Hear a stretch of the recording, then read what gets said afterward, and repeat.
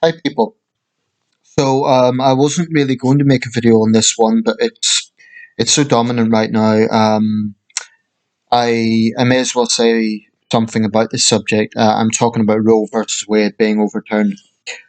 Before I get into that, I just want to have a little roundup of some things going on in the world because there's a lot of news right now, as there always is. Um, a lot of tragedies have happened in recent days. In South Africa, 21 young people found dead in a bar.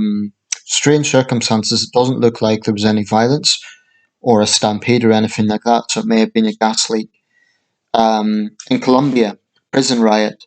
At least 51 inmates killed in a fire following that riot. This sort of problem, of course, is rampant in Latin America. Um, Prison violence is a big problem there. Prison overcrowding. Um, I'm conservative on crime. I think if you hurt society, you have to pay a price. But let's face it, those prisons really are human battery farms. Um, so clearly, conditions need to greatly improve. But I always feel with developing countries, it's a difficult one because, understandably, governments are not going to prioritize offenders when law-abiding poor people are struggling. But the new Colombian president, Mr. Petro, has promised radical reform. So whether it has an implication on this or not, I don't know. Basically, the way I see it is if someone commits a crime, they should pay a price, but that doesn't mean they should die in a situation like this. It's awful. Um, Another incident in Colombia in recent days, a stand clamped at a bullfight. Some animal lovers may say that's poetic justice, but that was another disaster in Colombia in recent days. In the United States, in Texas, earlier yesterday morning, I believe it was, up to 46 migrants were found suffocated in a lorry. Um, and it's just a human reminder of what happened with around migration. I mean, just like we see in the English Channel or in the Mediterranean, I think it's fair to say there's three major migration points around the world. One is the US border, um, another is the Mediterranean in Europe, and the third, I'm talking about major points, is in Southeast Asia, the Rohingya people in Burma. There are, of course, other examples, but I would say those are the three major regions where we see migration, and with that, issues like human smuggling. It's awful. Beto O'Rourke has posted on that. He, of course, is running for governor of Texas later this year. So there's a lot going on in India. By the way, Mumbai, a building collapsed, at least 19 people killed. The same thing happened in Cairo a few days ago. So, fast-growing megacities like Cairo and Mumbai, sort of construction problem seems to happen a lot. In Afghanistan, major earthquake there. Countries are pledging aid. Some of them will only do it through the UN and not through the Taliban. And finally, for the news roundup, the Kremenchuk shopping centre attack in Ukraine. A lot of media is focusing on that joke that was told at the G7 at the expense of Putin. But, one joke shouldn't be the main story. The main story really is about Russia's ongoing barbarism in Ukraine. Um, Zelensky has said he doesn't want this war to go into next year. That may be wishful thinking. But Russia's lies are absolutely despicable.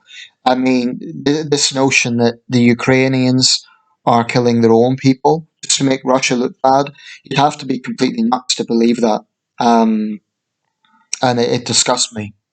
And by extension, Western journalists who pander to Russian state media. I was thinking earlier of Kim Iverson at The Hill. Now, she says that she's not a Russia stooge, but people like her will just, they think they're being radical by, as they see it, thinking outside the box. But there's nothing brave, there's nothing noble, there's no integrity in serving as a useful idiot for a lying dictatorship. Um, playing the devil's advocate and saying, well, this is the Russian perspective. It's fine reporting it, but when you demonstrate sympathy to it, that's a totally different matter. I think she has, and she's not the only one. It's, it's disgraceful, as Ukrainians are dying every day. Um, Powerful post earlier by Vladimir Klitschko on this. He pointed out it's day 100 and whatever it is. We don't want to see day 666 to see how evil this war is. Anyway, Roe versus Wade. There's a lot of things going on around this and a lot of talking points. So bear with me because there is a number of things to say. Obviously, the decision has happened at the Supreme Court. And as I understand it, by the way, if I get anything wrong in this, please do. And please do correct me. But as I understand it, what this means is that the laws go back to the states. So states can determine themselves what their abortion situation is going to be. So it's not a universal ban on abortion, far from it. And anyone framing it that way, I think, is being dishonest. I saw a post earlier saying time is an unusual thing. It's this time in Japan, this time in the UK, and in the United States, it's 1942, where old white men get to control women and minorities. That's the sort of hyperbole and nonsense that often comes from the woke left. It's scaremongering, to be honest. It ignores the fact that one of the Chief Justices, Clarence Thomas, is black. Right, one of the conservative Chief Justices responsible for this decision is African American. It also ignores the fact that there are conservative women who, rightly or wrongly, they are against abortion. So framing it in overly simplistic terms isn't particularly helpful. Now, just to be clear where I lie, this is one area where I genuinely understand both sides. And there's a lot of issues I'm quite strong on taking one side or another, but this issue, I really do get both sides. I understand the anger and the concern because I think the danger is if you have states who then decide, well, we're going to totally ban abortion, very obviously that is going to be a problem for poorer women. And I know big companies like Disney and others, individuals, Governor Pritzker of, I think Michigan. I can't remember what state he's in, but might be Indiana. I can't recall, but they're offering to fund women going into states that do allow abortion. But it shouldn't really have to be that way. If you have a situation, for example, a poor woman has been raped by, let's say, a father or an older brother, um, why should she have to bear his child?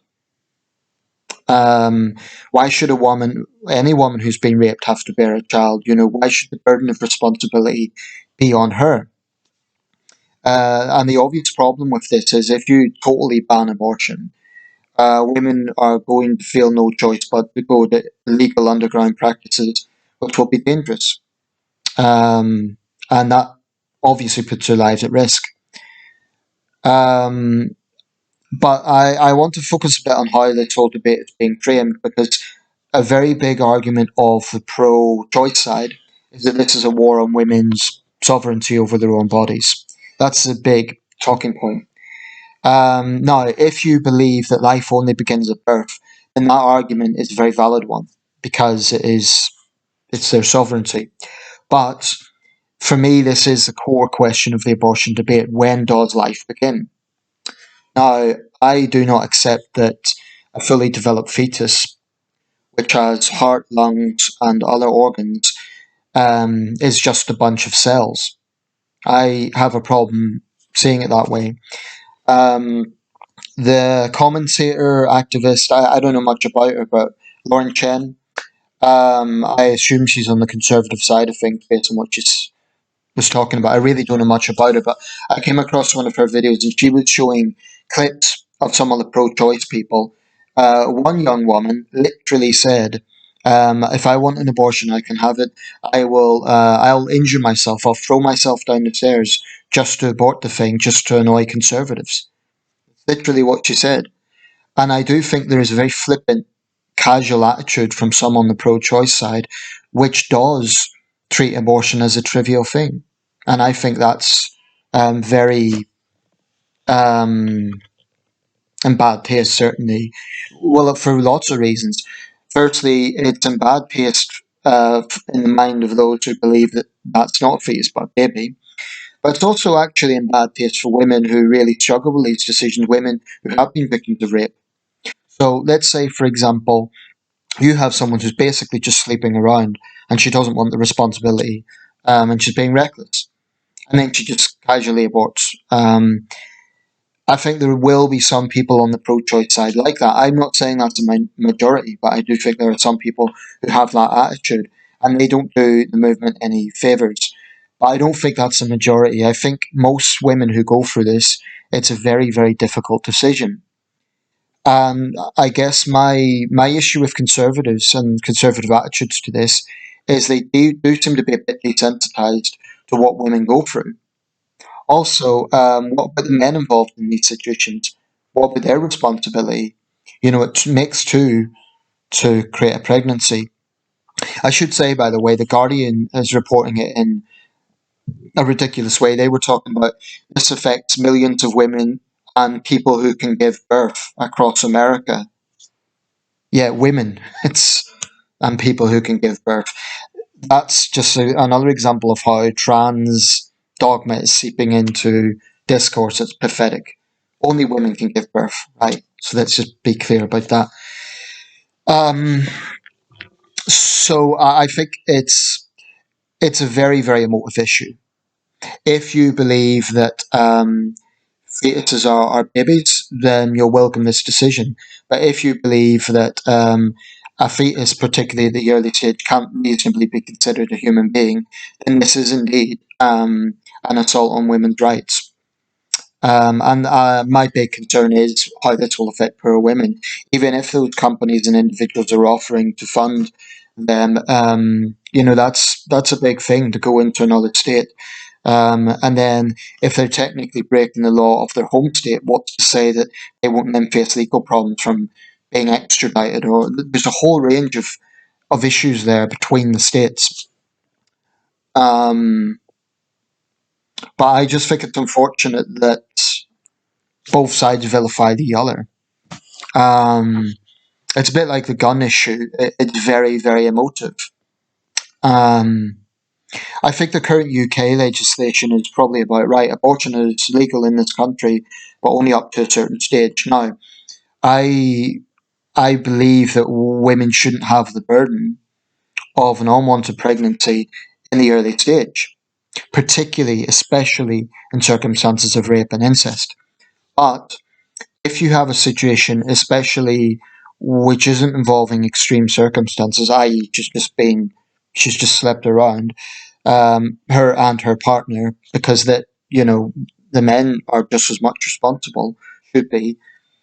If they've just been reckless, and then they wait until a very late stage of the cycle, let's say 8 months, the fetus is largely developed. I don't see any moral or practical reason to abort at that stage. And actually, I would have thought, and I'm no expert, but I would have thought that that's actually unsafe for the woman as well to abort at that stage. So I don't see any valid argument that there should be an abortion at the late stage, because even if a woman's been raped, ostensibly she would want to get rid of it early on. Why would she want to bring up her rapist's offspring, fetus, baby, whatever you want to call it? But what I would conclude with this whole debate is the ultimate issue. I don't agree. It's being framed as women's rights. I think the core question about all of this is, when does life begin? When does life begin? If you believe it begins at birth, then yes, it is more about women's rights. But if you believe that it begins earlier than that, then there are two. There are two humans involved: the woman and the baby inside her. And don't forget, half of all fetuses are female. So basically, that's my take. I'm pro choice, although I'm a little bit uneasy about the term. just as I'm uneasy about pro-life. I will say another thing about the pro-life side, which I have a problem with. They're all, sacrosanct on we're for life. But then one of the main criticisms of the pro-life side is when the baby is born, what sort of world are they going into? The very same people who preach about being pro-life would be against universal health care. They would put up barriers to common sense gun controls that are protecting life. So it's a bit hypocritical to preach about being pro-life, but then not to do everything to protect life and to value life and to make life more enriching when that child comes into the world. It seems a bit of a paradox. But I do think that people who are trivializing this and acting like abortion's just a casual thing, like it's, just getting a coffee off out of a kiosk or something like that, I think they do a disservice to everyone, actually. I'm not just talking about the pro life side who would find that sort of attitude very callous and flippant. But actually, they're doing a disservice to women who really are in a difficult position. But my heart goes out to young women who, particularly from poor backgrounds, they are now going to be facing a very difficult choice of being forced to have the burden of bringing up a child that is not their fault, especially if they've been raped, um, or to abort and therefore technically break the law and possibly find legal consequences as a result.